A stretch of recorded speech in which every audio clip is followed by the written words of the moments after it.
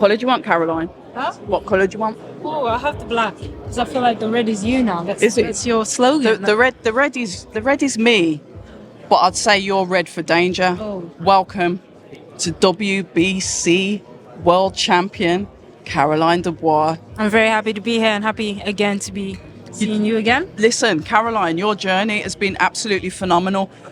A dangerous fighter, but a fighter that said and done absolutely everything you set out to do from the beginning. Talk to us, how has the life of Caroline Dubois been? It's been great. It's been a blessing. It's weird because you're doing the things that you love. Sometimes you get caught up in it and you don't notice and you don't appreciate. But every once in a while, you know, I catch myself and I'm like, this is something to be appreciative of, and I'm thankful for these moments because they're not going to last forever. As much as when you're in it, it's very much easy to get lost in it, but it's not going to last forever. So I'm just trying to lap it up as much as I can. You know, when you look back, and like when you turned over pro to where you are now, did you think it'd be this quick? I did because I knew the way that women's boxing was and how quickly the trajectory goes and how different it is. So I did, and I had expectations to get where I am now. But I would say that being involved in big fights like this, I would have never imagined that they would have an all-female show. Never in my wildest dreams would have imagined that I would have headlined at the O2 and done so well. And now again, they're going again at the Royal Albert Hall. And the card is amazing. It's filled with great fighters, great fights. And that's something that is a surprise, and it's a good surprise. You know what I saw? You sat at the front table, and I saw, obviously, the face-off between Lauren and Natasha. And I know you. I've watched you from your debut, and I know you was looking at that like food. I saw the look in your eye, like, it's almost like your stomach can't full. Yeah. You know when they say your belly can't full? It's like you want more and more, and you see that drive and that ambition, and you're looking at it, and it's like, yeah, fair play, but I'm coming for you. I'm coming for that. Yeah, definitely. I mean, I'll be lying if I don't look at people in my weight let's division. Not lie. Let's not lie. In and around my weight division as, you know, potential opponents. But right now I'm at 135 and I don't know how long I'll be there for. I know I've got tough opposition in my weight. I know I've got tough challenges in my weight. And these girls, they're doing their thing. And I'm looking at them as, you're amazing and I'm going to one day be there. You know, I'm one day be there and I'm going to look at you as a ceiling of what I want to break. And they're doing great, but I know that it won't be long before it's my time. And the thing is, it's hard to contain yourself because I'll always be a boxing fan first. But it's like when I see your career develop, I can almost see what your future is as long as you stay grounded, you keep the same people around you, your team, etc. I know that, I do believe, and I can't say I know because I ain't got a crystal ball, but I do believe that your name will be written in the history books. And I'm not looking like 10 years from now. I'm looking at 50, 60 years time, you know, Hall of Fame. I can see that because your ambition and drive, it's never faltered. And I don't want you to ever lose that. You know, even when you get to be undisputed, when you get to the top of the mountain, I don't want you to ever lose that spice, that fire, because we see often with fighters, they get there and it's like, yeah, I've done it now. Yeah, definitely. And then they lose that magic. How are you going to keep it, Caroline? I think I've got a lot of ambition. I've got a lot of desire. I'm always got something to prove, and I've got a chip on my shoulder. You know, I got people that are riding on me, and maybe some people that are wanting to see me fail. And I feel like from where I've come from, it's always been about making my younger self proud of me, and I feel like I'm doing that. And when I'm boxing, I will give it 1,000%, and then when I stop, I will do whatever I'm doing next and give that 1,000% as well. You know, when you talk about, like, there's people there that want you to win, but there's also people there that don't want you to win. Talk to us about that.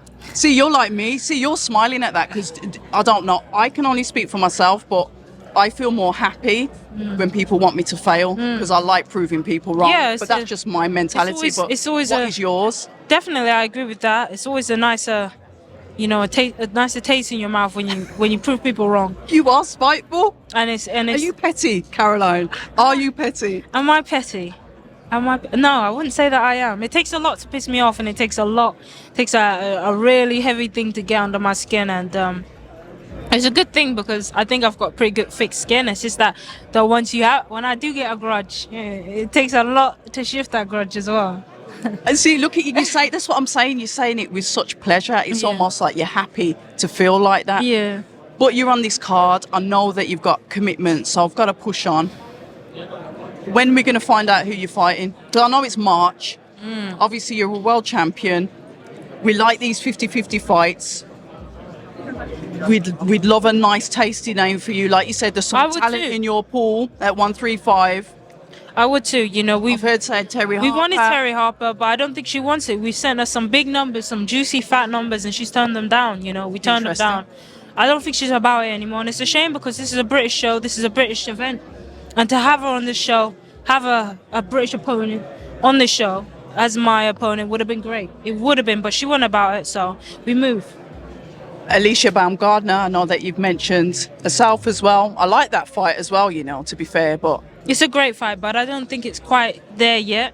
And I think she wouldn't think it's quite there yet either. She would want it to be a bigger fight because you know Okay. how tough of a challenge. so you it mean is. more like a headline fight? Yeah, yeah. Okay. I don't think she'll come back over to co-main again.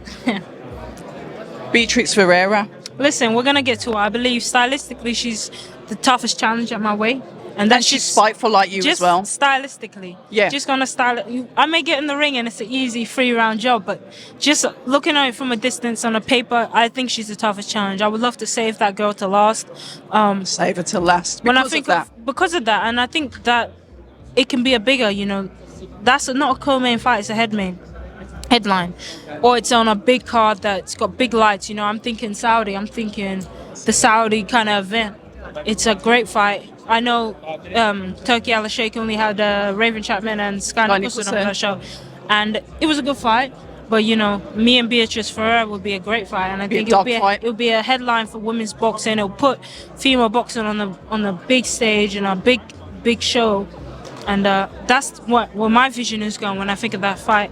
And yeah, there's no need to rush that one. Not in a sense that I'm running away from it. If everything makes sense, we'll make it happen. But And that's what I like what you've said there, because sometimes us fans, it's like, oh, well, why don't you just take the fight? What's she avoiding that for? Oh, she's ducking the fight.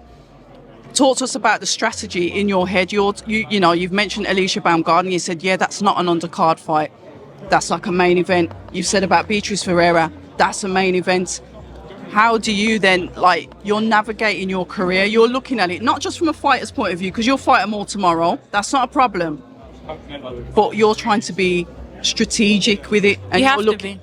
You have why, to be. Caroline? You have Talk to to be us why because the it's- fighter has to have that same mindset as well.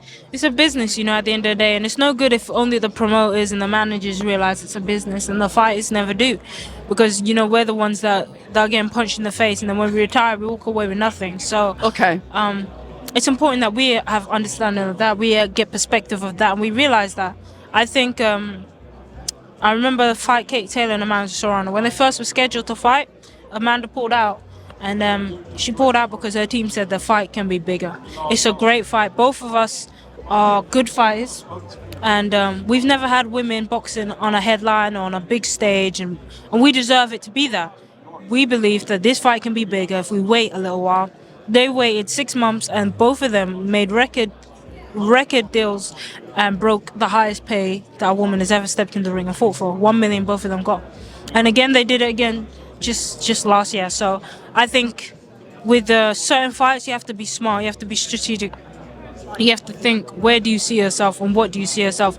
Unfortunately, with women, there aren't that many fighters in the pool already. So you have to kind of savor the fights that you do have. All right, yeah, that makes sense actually, because when you're looking at the pool, it's like you can use it to build yourself up, and then you can use it like later on to make the real big key fights. Caroline, you probably don't even realise this now, but since you've turned pro, you know, we look at Natasha Jonas as like the wisdom, the experience on that table. There's going to be like young 5-year-olds, 6-year-olds, young girls looking at you and looking up to you as, you know, as these batons start to get passed. What does that mean to you, like, as, you know, a representation of women in boxing? Because it's boxing, but it's women in boxing. Let's make no bones about it. 2-minute rounds, females. Yeah, there's a massive difference, and to ignore that would be ignorant. So let's not do that. I think women's boxing has been really progressing these last few years, and I'm so happy to be. Like, imagine if I turned pro 10 years ago, I wouldn't have embrace what I'm embracing. So Correct. I'm very thankful for that, and I keep reminding myself that. So very happy. And in 10 years in the future, women's boxing will be bigger than what it is. I'm happy to be a role model. I'm happy to be perceived as somebody that young kids, young girls specifically look up to. It's a blessing, and I'm very happy.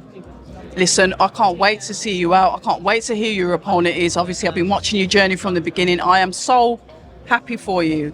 Everything that you stand for, everything that you're doing, you really...